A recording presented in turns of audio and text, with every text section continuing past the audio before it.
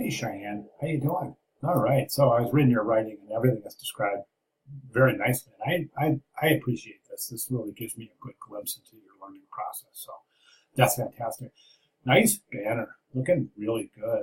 I think that in the magazine ad you had the same orientation for the logo, so that's going to provide a good, solid anchor of something that's a little different, unusual, out of the ordinary, providing a good, solid anchor for the cohesive, the visual cohesion between the two. Um, and just another degree of success in that visual cohesion. So I think that's going to be a successful move right there.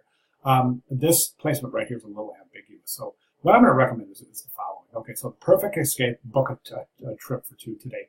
That's your headline and subhead, right? So that should be Arial bold for the headline, and this book a trip for two, that should be Arial bold italic. Remember the type requirements from the Space Style Guide.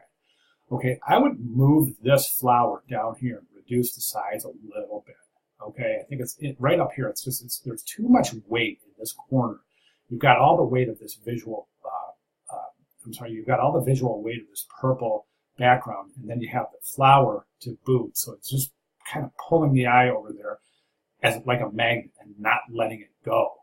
So what I would recommend is removing this from this location, reducing the size and placing it down here.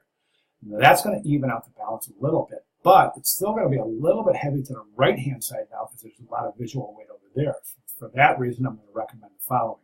Let's take the headline, reduce the type size, place it right about here or so, okay, and leave it. The type right now is just too big. So the Perfect Escape, don't animate that, leave that. And then the subhead, Arial bold italic, left align that right underneath the headline, and leave those for the duration of the ad. Don't animate those, leave those static.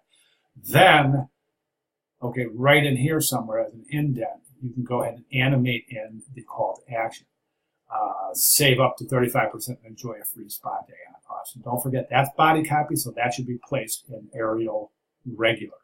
Okay, so again, Arial bold for the headline, Arial bold italic for the subhead, Arial regular for body copy. So in summary, what we're going to do is this. Logo stays. Image of the mass flower moves down here, reduce the size, place it right down there. Left align, the Perfect Escape, book a trip for two today, right there. Using the appropriate headlines, don't animate those. Then right down here, animate in the call to action, save up to 35%, and enjoy, right? So, and that, if you take a good close look at that rubric, it indicates that the call to action is what should be animated. So let's keep the headline and the subhead visible so that depending on when the viewer looks at the ad, those are visible. So right now, it can be a little ambiguous if the viewer looks at the ad, let's say right now, there's not enough right now. There's periods of time, intervals in the animations where there's information missing, and it's not a complete thought.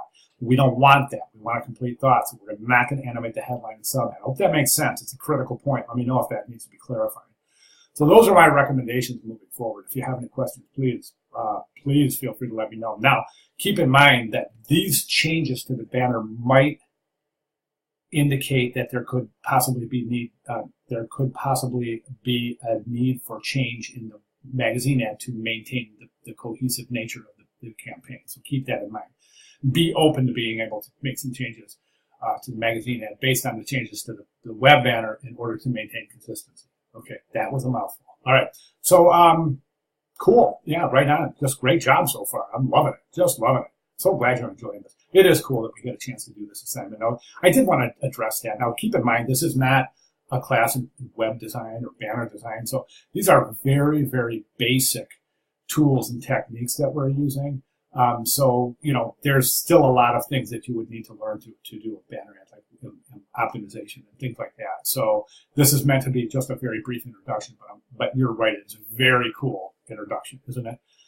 Really gets you a good look at some of the capabilities of Photoshop as well as some of the capabilities of digital imaging in working seamlessly between the applications in the Creative Suite.